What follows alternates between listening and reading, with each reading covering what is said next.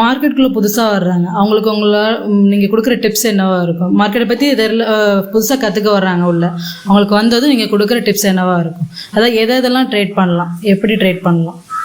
மார்க்கெட்டில் ஸ்டாக்ஸ் இருக்குது, future and options இருக்குது. இதில் மெயினாக அதிகமாக வந்து ட்ரேட் ஆகுறது ஆப்ஷன் வந்து நிறைய ட்ரேட் ஆகுது. சரியா? ஏன்னா இன்ட்ராடே ட்ரேடர்ஸ் வந்து முதல்ல ஸ்டாக் ட்ரேட் பண்ணிட்டு இருந்தாங்க, இப்போ ஆப்ஷன் வந்து நிறைய ட்ரேட் பண்ணுறாங்க. ஏன்னா அது காரணம் மார்ஜின். ஏன்னா நம்மள ஒரு 5,000 rupees இருந்தாவே நம்ம ஆப்ஷன் ட்ரேட் பண்ண முடியும்.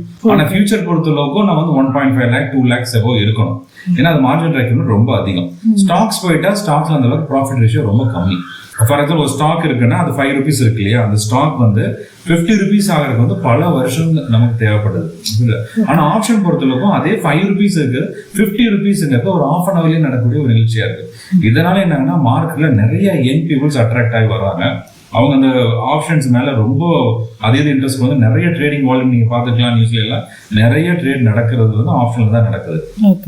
நம்ம அட்வைஸ் வந்து பி ப்ரிப்பேர்ட்.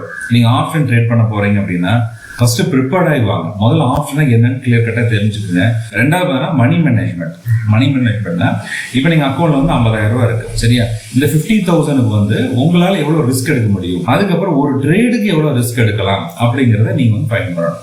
இப்போ ஃபார் எக்ஸாம்பிள் வந்து நம்ம வந்து பேங்க் நிஃப்டி இன்னைக்கு எக்ஸ்பீரி இருக்குன்னு வச்சுக்கோங்களேன். இப்போ 52,500 வந்து ட்ரேட் ஆகிட்டு இருக்கு. இப்போ 52,500 இருக்கக்கூடிய நம்ம கால் ஆப்ஷன் வந்து ஒரு 100 rupees இருக்குன்னு வச்சுக்கலாமே.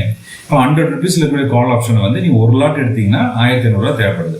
அப்போ நீங்க 1,500 இன்வெஸ்ட் பண்றீங்க, அதுல எவ்வளவு ரிஸ்க் எடுக்க போறீங்க? 1,500 ரிஸ்க் எடுக்க போறீங்களா இல்ல 50% எடுக்க போறீங்களா? சரியா? இந்த ப்ராப்பரான மணி மேனேஜ்மெண்ட் உங்களுக்கு தெரியணும். ரெண்டாவது நீங்க டார்கெட்ஸ். இப்போ நீங்க வந்து ஃபர்ஸ்ட் சொல்லக்கூடிய மணி மேனேஜ்மெண்ட்ல நீங்க ஸ்டாப் லாஸ் எல்லாம் வைக்க போறீங்க, உங்களால எவ்வளவு ரிஸ்க் எடுக்க முடியுதுன்னு நம்ம தெரிஞ்சிட்டோம். அதுக்கு ஈக்குவலண்டா எவ்வளவு நம்ம டார்கெட் எடுக்கணும், சரியா? இதை தான் நம்ம கம்ப்ளீட்டா ஒரு ஸ்டாப் லாஸ், நம்ம டார்கெட் இதெல்லாம் சேர்த்து சொல்றதா நம்ம ட்ரேடிங் ஸ்ட்ராட்டஜி சொல்றோம். இப்போ நீங்க ஒரு ஸ்ட்ராட்டஜி வந்து நீங்க வந்து ரெடி பண்ணணும். உங்களுக்கு ஒரு நாளைக்கு எவ்வளவு டார்கெட் தேவை, எவ்வளவு அமௌண்ட் உங்களுக்கு தேவை. இப்போ 1,500 இன்வெஸ்ட் பண்றீங்க, அதுல 10% எவ்வளவு? அதுல 150. அப்போ 150னா பேங்க் நிஃப்டியில் எவ்வளவு பாயிண்ட் மூவ்மெண்ட் ஆகணும்? 10 பாயிண்ட். இப்போ 10 பாயிண்ட் மூவ்மெண்ட் ஆச்சுன்னா உங்களுக்கு 1,500 ரூபாய்க்கு எவ்வளவு கிடைக்குதுமா? 150 rupees கிடைக்குது. அப்போ அது போதுங்கிற மனசுல வெளியே வரணும், சரியா?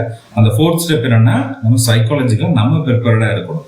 நமக்கு இவ்வளவு பணம் இருந்தா போதும், நமக்கு வந்து அதுக்கப்புறம் நம்ம ட்ரீட் பண்ணக்கூடாது அப்படிங்கக்கூடிய ஒரு கம்ப்ளீட் மைண்ட் செட் வந்து கிளியரா இருக்கணும். ஓகே, ஃபர்ஸ்ட் என்ன சொன்னேன், இதை பத்தின டீப் அண்டர்ஸ்டாண்டிங். செகண்ட் வந்து உங்களால எவ்வளவு ரிஸ்க் எடுக்க முடியும். அடுத்த தேர்ட் வந்து உங்களோட டார்கெட். ஃபோர்த் வந்து மைண்ட் செட். மைண்ட் செட் கிளியரா இருக்கணும். Be positive. நீங்க பாசிட்டிவா இருந்தா மட்டும்தான் நீங்க வாழ்க்கையிலும் ஜெயிக்க முடியும், மார்க்கெட்லயும் ஜெயிக்க முடியும். சரி, ஓகே, தேங்க்யூ.